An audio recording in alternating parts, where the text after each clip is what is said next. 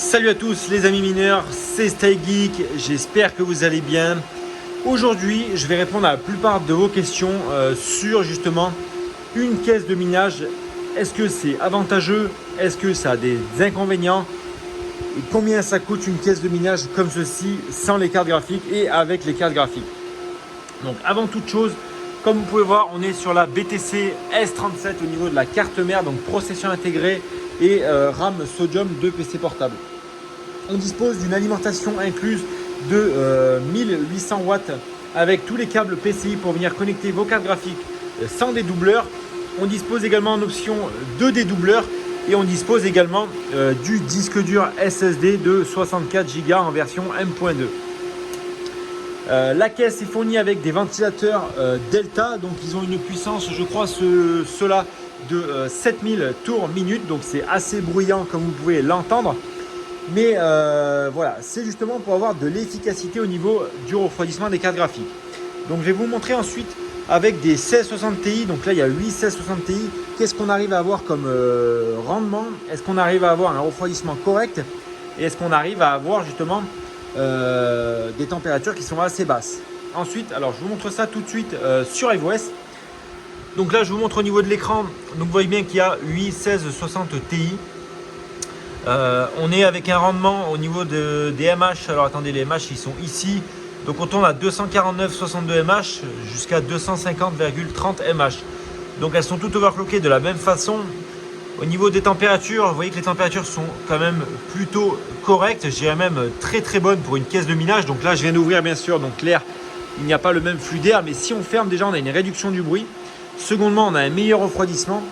De plus, vous avez la possibilité de changer tous ces ventilateurs-là, donc ces 4 gros ventilateurs, par des Delta en 14 000 tours minute, ce qui ferait un refroidissement encore plus progressif et un peu plus agressif. Donc vous aurez des températures, vous voyez, il y en a même qui sont à moins de 50 degrés comme celle-ci, là on en est à 49 degrés, donc c'est plutôt pas mal et intéressant pour ceux qui se demandaient.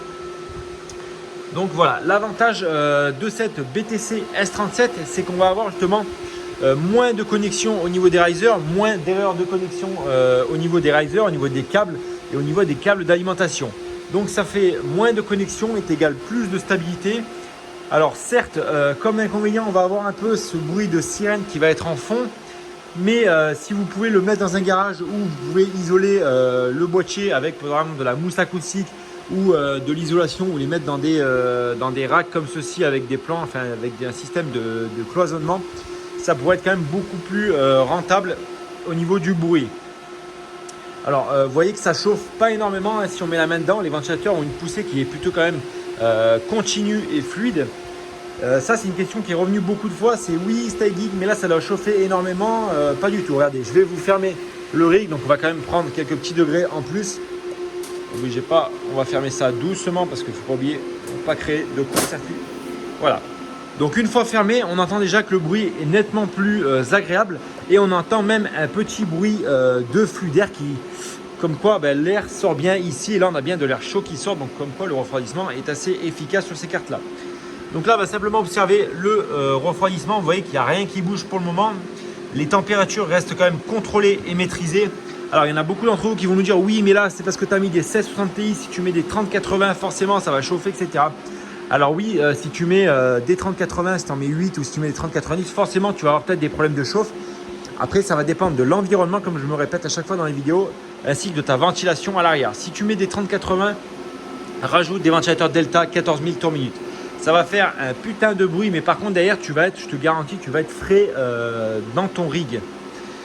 Alors à qui ça s'adresse ce type de machine, ce type d'installation? Alors tout simplement ça va s'adresser à des personnes qui ont du budget conséquent pour pouvoir justement installer des caisses de minage comme ça chez eux, parce que forcément une caisse de minage vide en venant au prix, on va être plutôt sur des alentours, si je dis pas de bêtises, dans les 700 ou 800 euros, bien sûr avec ce matériel là qui est installé, avec une garantie de 2 ans pour tout le matériel dedans.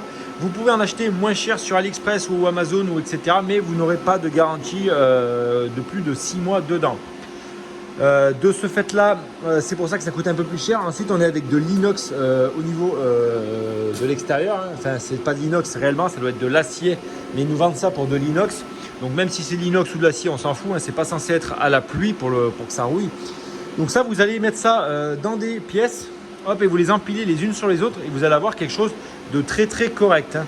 Au niveau de la propreté, au niveau de l'efficacité et au niveau du rangement, ça c'est vraiment un gain significatif quand vous optez pour des caisses comme ça. Ça fait beaucoup plus propre et beaucoup plus pro. D'ailleurs là-bas j'ai du matériel qui est arrivé pour en monter une autre, mais ça je vous ferai une petite vidéo juste après. Là vous voyez que les températures n'ont pas du tout bougé, hein, à croire même qu'elles ont descendu un tout petit peu sur quelques cartes.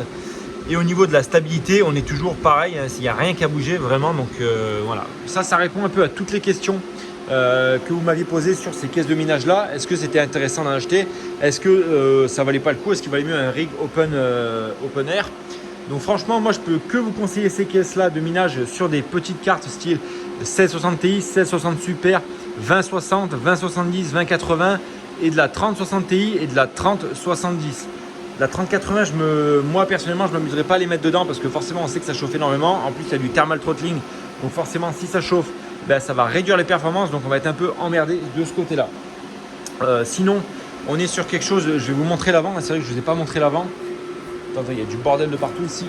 Hop là, on escalade. Donc voilà, à l'avant, enfin plutôt à l'arrière.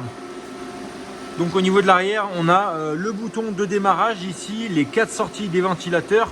Et on a les 2 poignées sur les côtés pour pouvoir transporter la caisse.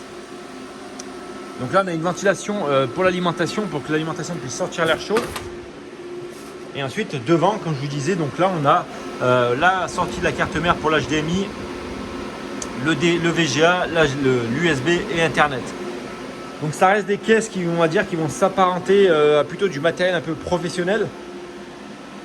Mais au moins vous avez quelque chose de propre, moins de problèmes, plus de stabilité.